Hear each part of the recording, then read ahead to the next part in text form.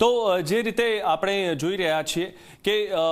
તિરંગાની તાકાત ફરી એકવાર જોવા મળી છે, કારણ કે આ પહેલા પણ આપણે તિરંગાની તાકાત જોઈ હતી અને આપણા જે ભારતીયો ક્યાં બીજા દેશોમાં ફસાયેલા હતા તેમને પણ આપણે તિરંગાની તાકાતથી લઈ આવ્યા હતા। ત્યારે ફરી એકવાર જે આ જહાજ આવ્યું છે તે પણ આપણા તિરંગાની તાકાતથી આવ્યું છે, કારણ કે ભારત દેશની તાકાત કેટલી છે તે આ દ્રશ્યોમાં જોવા મળી રહ્યું છે। હોર્મુઝ સ્ટ્રેટથી ટ્રમ્પ ઘણા પ્રયત્નો કરી રહ્યા છે કે ઘણા બધા જે જહાજો છે ત્યાંથી પસાર થાય, પરંતુ ભારતની કૂટનીતિક જીત છે।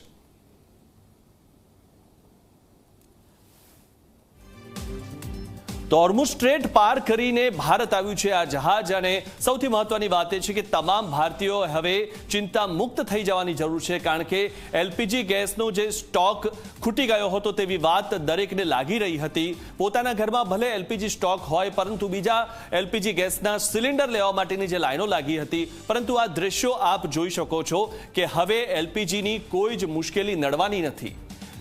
કારણ કે આ જે જહાજ આવ્યું છે બીજું આવતીકાલે પણ આવવાનું છે, એટલે કે એલપીજીની કોઈ જ મુશ્કેલી ભારતને નડવાની નથી અને હોર્મુઝ સ્ટ્રેટથી ભારત માટે જહાજ આવવાની પરમિશન છે, એટલે કે કોઈ પણ જહાજને રોકવામાં નહીં આવે। દર્શલ, સૌથી મહત્વની વાત એ છે કે જે રીતે આપણા ભારતીય તિરંગાની આ તાકાત જોવા મળી રહી છે, આ જે જહાજ છે તેના પર આપણા ભારતીય તિરંગાની તાકાત જોવા મળી રહી છે। આવતીકાલે પણ જે જહાજ આવવાનું છે તેના પર ભારતીય તિરંગો છે। થોડા દિવસો પહેલા પણ જે ઓઇલ ભરેલું જહાજ આવ્યું હતું મુંબઈ, એટલે કે ભારતીય તિરંગાની જે તાકાત છે તે આખા દેશે અને દુનિયાએ જોઈ છે।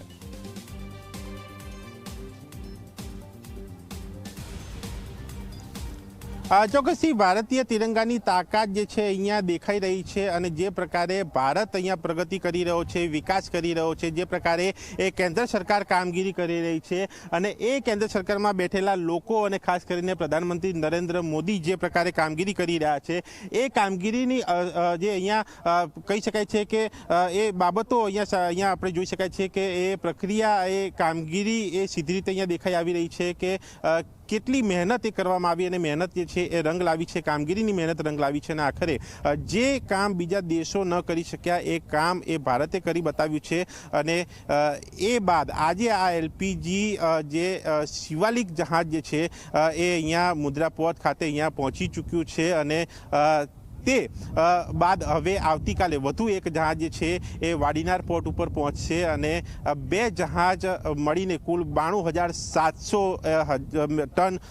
એલપીજી ગેસનો જથ્થો જે છે એ ગુજરાત ખાતે અહીંયા પહોંચતો જે દેખાઈ રહ્યો છે। હજુ પણ એ પ્રકારના પ્રયાસો જે ચાલી રહ્યા છે કે વધુ એ જહાજો અહીંયા લાવવામાં આવે, જેથી કરીને જે અસર એ ગુજરાત અને ભારતમાં સર્જાઈ છે તેને દૂર કરી શકાય, લોકોનો ભય દૂર કરી શકાય, એ હાલાકી દૂર કરી શકાય, એ ભીડ, એ કેઓસ, એ લાઈનો તેને દૂર કરી શકાય, અને લોકોને એ જથ્થો એલપીજીનો જે છે એ પૂરો પાડી શકાય, કારણ કે સીધી અસર એ લોકોના ઘર સુધી અને કોમર્શિયલ એકમો સુધી આ પડી છે, અને એ અસરને કઈ રીતે ઓછી કરવી તેની સરકાર સતત ચિંતા કરતી આવ્યું છે। અને જે પ્રકારે આ યુદ્ધની પરિસ્થિતિ સર્જાઈ, જે 15, 16, 17 દિવસથી આ જે યુદ્ધ ચાલી રહ્યું છે, તેમાં જે સ્ટ્રેટ ઓફ હોર્મઝ વચ્ચે આ જે જહાજો અટવાયા, અને તેમાં અલગ અલગ જહાજોની ઘટનાઓ પણ આપણે જે જોઈ, તેની વચ્ચે આ ભારતની એક સચોટ અને એ હિંમતભરી કામગીરી, અને ભારતનું એક આખું એ પ્રદર્શન પણ કહી શકાય કે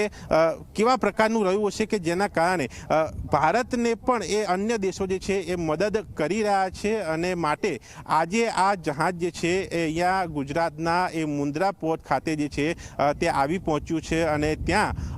ગેસનો જથ્થો જે છે તે અલગ અલગ જગ્યા ઉપર એ પહોંચાડવાની કામગીરી જે છે એ અહીંયા કરવામાં આવી છે। સાથે અહીંયા જોઈ શકાય છે કે જે જહાજ આવી રહ્યું છે તેની બાજુમાં જે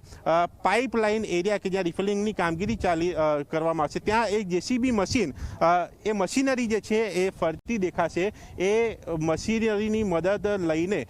ત્યાં એ જહાજમાં અન્ય પ્રક્રિયા કરવામાં આવશે, લિફરિંગની પ્રક્રિયા કરવામાં આવશે, તે પ્રકારના એ દ્રશ્યો અહીંયા લાગી રહ્યા છે। અને એ બાદ આ જે જથ્થો અહીંયા આવ્યો છે 44,000 ટન એલપીજી ગેસનો, એમાંથી 20,000 ટન જે ગેસ જે છે અહીંયા રિફિલ કરવાની વાત છે, એ કામગીરી અહીંયા શરૂ થશે। હજુ કદાચ કહી શકાય જે પ્રકારે જહાજ આગળ વધી રહ્યું છે, અડધો કલાક જેટલો સમય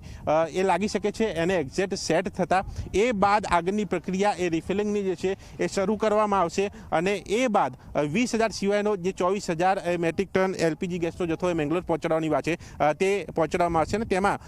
એક દિવસ આ પ્રક્રિયા પૂર્ણ થયા બાદ એ જહાજ જે છે અહીંયાથી રવાના થશે ત્યારે એ જોવા મળશે અને આવતીકાલે એ બીજું જહાજ આવવાની વાત છે. એટલે સીધી રીતે